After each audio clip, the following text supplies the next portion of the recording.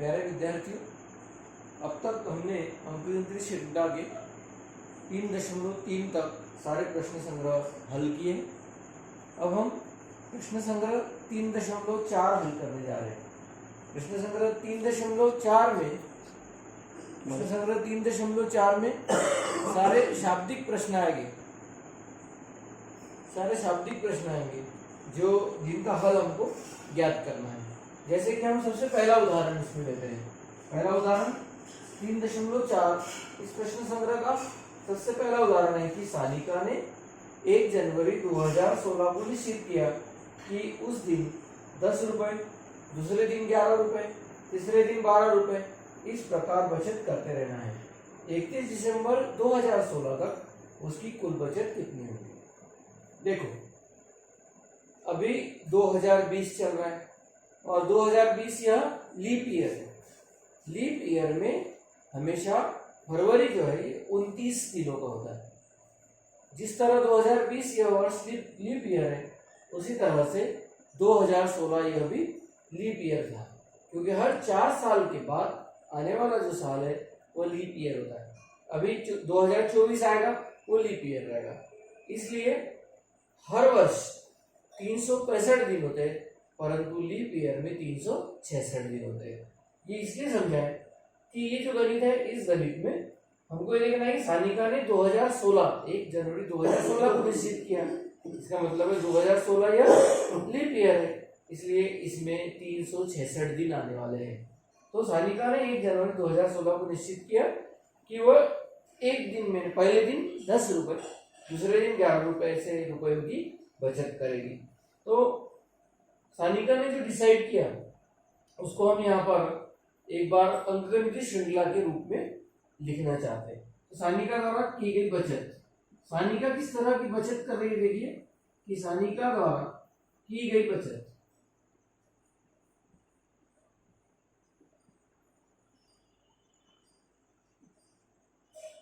कैसी बचत कर रही है। पहले दिन 10 रुपए, दूसरे दिन 11 रुपए, तीसरे दिन 12 रुपए, चौथे दिन 13 रुपए, इस तरह से वह बचत करती जा रही है। और हमको बताना है कि 31 दिसंबर 2016 को उसकी बचत कितनी होगी। अर्थात 366 दिन जब पूरे हो जाएंगे, उस समय सानिका की बचत कुल कितनी बचत होगी। पिछले प्रश्न संग्रह को पढ़ाते समय हमने आपको बताया था कि कुल योग कैसे ज्ञात करना है, या कुल जो भी संख्या हमको ज्ञात करनी, बचत ज्ञात करनी है, कुल बैंक में की हुई जमा राशि अगर हमको ज्ञात करनी है, तो हमको एसएन का सूत्र यूज करना है। हम यहाँ देख रहे हैं कि यहाँ जो हमने अभी सानिका द्वारा की गई बचत लिखी है, 10, 11, 12, 13, 14, 15, 16, 17, इस तरह से बढ़ते बढ़ते बढ़ते 366 दिन की पूरी यहाँ पर रकम हम लिख सकते हैं। हम देख रहे हैं कि हम पहली रकम क्या है, जो पहले दिन इसने बचत किया है वो है 10 रुपए, और पहली जो बचत होती है उसको हम ए द्वारा दर्शाते हैं, या पहली जो टर्म होती है, पहला जो पद होता है उसको ए द्वारा दर्शाते हैं। यानी ए बराबर हमको मिल गया 10। इसके बाद डी निकालिए आप। डी निकालने के लिए पता है डी सामान्य अंतर है। सामान्य अंतर निकालने के लिए अगले पद में से पिछला पद हम घटाते हैं। 10 में से 11 में से 10 घटाएंगे 1 आएगा, 12 में से 11 घटाएंगे 1 आएगा, 13 में से 12 घटाएंगे, अर्थात हमको डी का मान मिलेगा 11 ऋण 10 बराबर 1। उसी तरह से हम 12 में से 11 भी घटा सकते हैं, 13 में से 12 भी घटा सकते हैं। मतलब ए का मान 10, डी का मान 1, और एक बात एन का मान कितना रहेगा। अभी आपको पता है कितने दिनों की कुल बचत हमको ज्ञात करनी है। हमको 366 दिनों की बचत ज्ञात करनी है। 366 दिन क्यों निकाले, कैसे निकाले, आपको पहले हम समझा चुके हैं। यानी यहाँ एन का मान आ जाएगा 366। अब एक बार फिर से प्रश्न को समझ लीजिए। सानिका ने पहले दिन 10 रुपए, दूसरे दिन 11 रुपए, तीसरे दिन 12 रुपए, इस तरह से पूरे वर्ष में 31 दिसंबर 2016 तक कितने रुपए जमा करेगी वो हमको ज्ञात करना है। इसलिए हमने यहाँ लिखी कि 10, 11, 12, 13 डैश डैश। ये क्या लिखेंगे हम, यह अंकगणितीय श्रृंखला है। अंकगणितीय श्रृंखला क्यों है, क्योंकि इनके आने वाले पदों में जो सामान्य अंतर है वह समान है।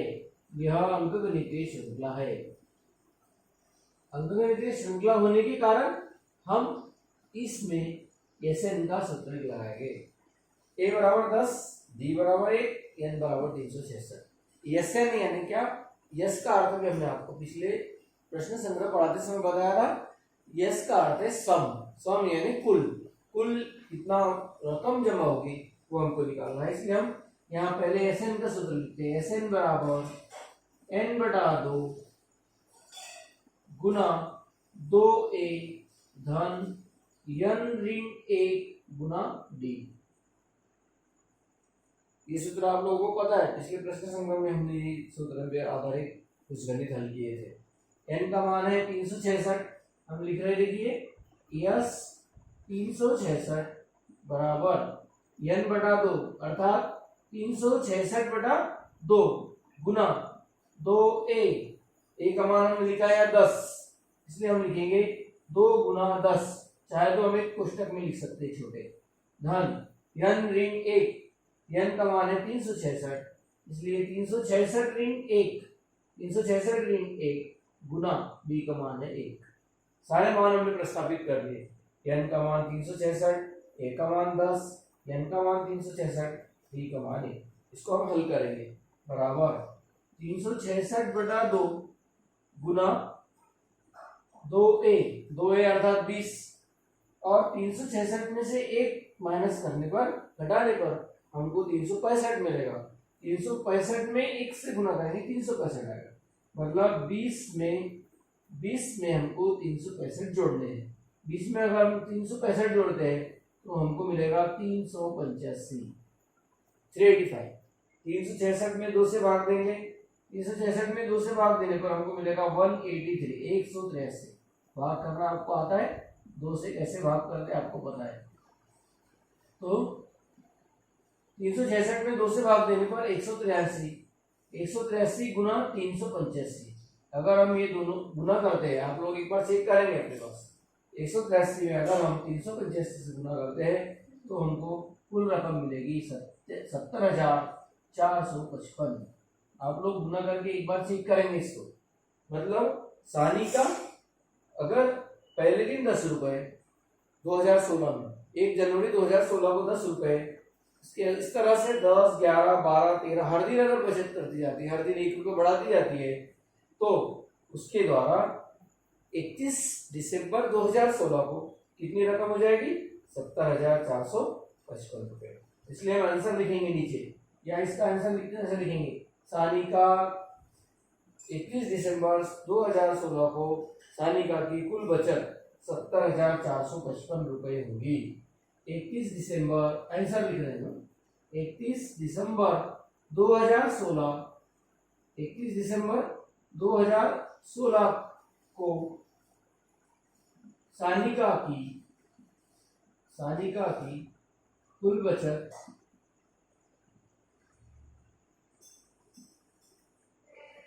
70,455 रुपए होगी, 70,455 रुपए होगी। ये आपको नीचे आंसर लिखना पड़ेगा। और जो भी शाब्दिक प्रश्न आएंगे 3.4 में जितने भी शाब्दिक प्रश्न आएंगे उनका आंसर लिखना आवश्यक होता है। इसको आधा मार्क होता है परीक्षा में, इसलिए लिखना आवश्यक है। काफी सरल गणित है। केवल यहाँ पर अगर हम ये गलती कर देते हैं कि n का मान 365 ले लेते हैं तो हमारा गणित गलत हो जाएगा, क्योंकि ये लीप ईयर है, लीप ईयर है। ध्यान दीजिए, हम बार बार बोल रहे हैं, लीप ईयर में हमेशा फरवरी 29 दिन की होती है, इसलिए हमने यहाँ n का मान कितना दिया है? 366। तो सानिका अगर इस तरह से बचत करती है तो 31 दिसंबर 2016 को उसकी कुल बचत रहेगी 70,455। आगे होगा आप लोगों को गणित ध्यान में, इसकी अच्छी प्रैक्टिस करिए और प्रैक्टिस करके सॉल्व करो। कुछ डिफिकल्टी आती है, बार बार सॉल्व करो। कुछ डिफिकल्टी आती है तो हमको फोन द्वारा सूचित करो। इसके बाद हम इसका दूसरा गणित लेते हैं, 3.4 का दूसरा गणित। काफी अच्छा गणित है, इंटरेस्टिंग गणित है, और इस गणित को अक्सर परीक्षा में पूछा जाता है, अक्सर परीक्षा में पूछा जाता है हमेशा। अभी मार्च 2000 जो अभी 20 में एग्जाम हुई है उसमें भी इस पर आधारित एक गणित पूछा गया। गणित बहुत अच्छा है, देखिए समझ लो उस गणित को। इस तरह के गणित पूछे गए तो आप लोगों को सॉल्व करते आना चाहिए। एक व्यक्ति ने 8,000 रुपए कर्ज लिया। कितना कर्ज लिया? 8,000 रुपये कर्ज लिया और उस पर 1,360 रुपये ब्याज देने का वादा किया। कर्ज लिया 8,000 और ब्याज कितना देगा? 1,360 रुपये। प्रत्येक किस्त के बाद 40 रुपये कम करेगा। उदाहरण दे रहे, समझो पहली किस्त 100 रुपये दिया तो दूसरी किस्त उससे 40 रुपये कम, कितनी आएगी? 960 रुपये। हम मान ले रहे हैं 100 रुपये, 100 रुपये नहीं एक्चुअली, 100 रुपये नहीं, 40 रुपये कम देगा तो 960 देगा। उसके बाद उससे 40 रुपये कम 920 देगा, मतलब हर किस्त में 40 रुपये कम देगा। उसके बाद तो 12 किस्तों में उसने कर्ज का भुगतान किया। कुल कर्ज दे रहा है, कुल किस्त है 12 किस्त दे रहे हैं, तो उस व्यक्ति द्वारा भुगतान की गई पहली और अंतिम किस्त क्या है? पहली किस्त ज्ञात करना है, मतलब हमको ए का मान ज्ञात करना है। अभी सानिका के गणित में देखिए हमने जो पहला पद आया था उसको हमने क्या माना है? ए माना। तो अभी दूसरे गणित में व्यक्ति द्वारा लिया गया कर्ज, कितना कर्ज लिया उसने? देखो, व्यक्ति द्वारा लिया गया कर्ज,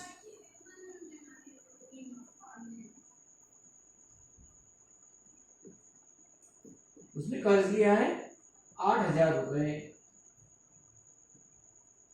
व्यक्ति द्वारा लिया गया कर्ज बराबर 8,000 रुपये। ध्यानपूर्वक पढ़िए गणित को। 8,000। ब्याज की रकम कितनी अधिक अदा करना है? ब्याज की रकम है 1,360 रुपये। ब्याज की रकम बराबर 1,360 रुपये। मतलब थोड़ा सा थिंक करो कि जब उसको रकम अदा करना है, कितनी रकम अदा करना है?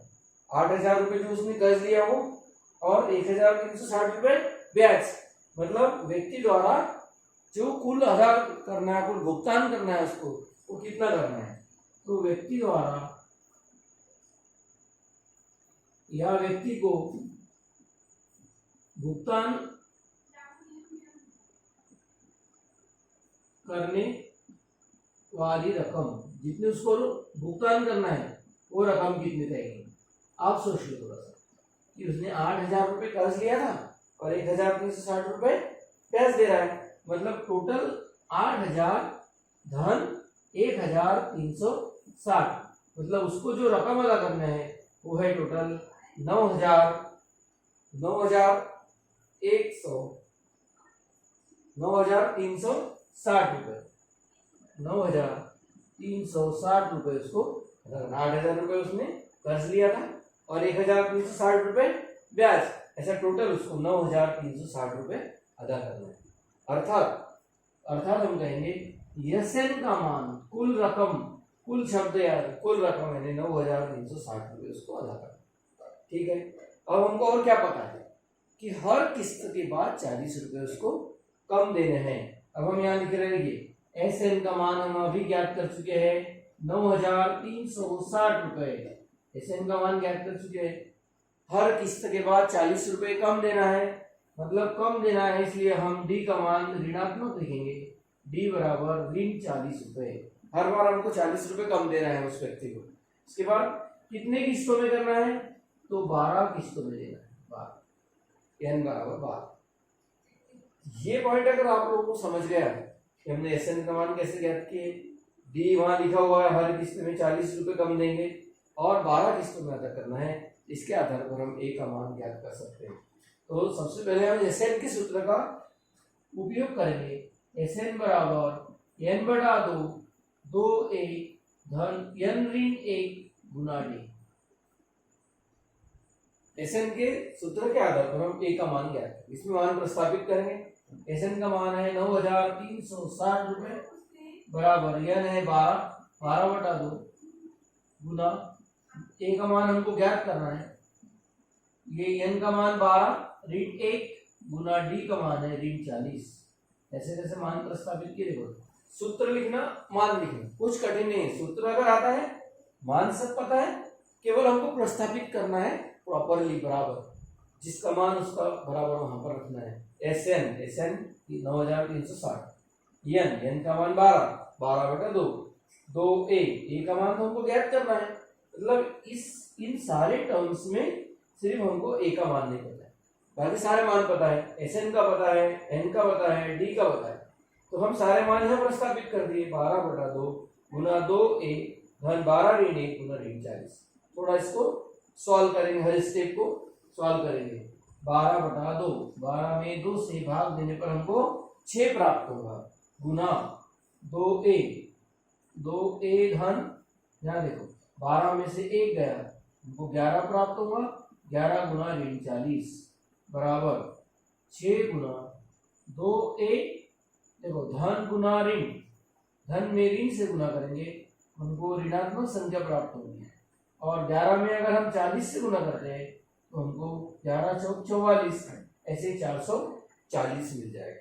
अब 6 गुना करना है 2 ऋण 440, अगर हम इस 6 को इधर ट्रांसफर करते हैं, इसको इधर पक्षांतर करते हैं, तो गुना वाली संख्या का पक्षांतर भाग में होता है, इसलिए 9360/6 मिल जाएगा बराबर 2a ऋण 440, 2a ऋण 440। अब देखो 2a ऋण 440 इधर लिखते हैं, 9360 में हम 6 से भाग देंगे, आप लोग भाग देकर देखेंगे तो हमको मिलेगा 1560, मतलब 1560 बराबर 2a ऋण 440। ऋण 440 को इस पक्ष में लेकर आते हैं, धन 440 होगा। आपको पता है ऋणात्मक संख्या का पक्षांतर धनात्मक होता है, धनात्मक का पक्षांतर ऋणात्मक होता है, गुना का पक्षांतर भाग होता है, भाग का गुना होता है। यहाँ पर ऋण 440 होने के कारण 1560 और ऋण 440 इधर लेकर आते हैं, धन 440 बराबर 2a। अगर हम 1560 में 440 जोड़ते हैं तो हमको 2000 मिलेगी, इसलिए हम लिखेंगे 2a बराबर 2000, और इसलिए a बराबर 2000/2, 2000/2, 2000 में 2 से भाग देंगे तो a का मान हमको प्राप्त होगा 1000। a बराबर 1000, a बराबर 1000, a यानी क्या, प्रथम पद, याद है a का अर्थ है प्रथम पद यानी प्रथम किस्त। वहां पूछा गया कि वह व्यक्ति पहली किस्त कितनी भुगतान करेगा, तो पहली किस्त भुगतान करेगा 1000, और अंतिम किस्त हम क्या होगा, अंतिम पद निकालते समय हमेशा हम nth टर्म tn के सूत्र का उपयोग करते हैं। tn का सूत्र है a धन n ऋण 1 गुना d। याद करो इस सूत्र को, 2 प्रश्न संग्रह पहले ये सूत्र यूज किया हमने, tn बराबर a धन n ऋण 1 गुना d। tn हमको ज्ञात करना है, पहली किस्त a, प्रथम पद 1000 रुपए, अब अंतिम किस्त tn। अब इसमें हमको a का मान अभी निकाला हमने ऊपर 1000 प्लस n का मान हमको पता है 12 और d का मान पता है ऋण 40।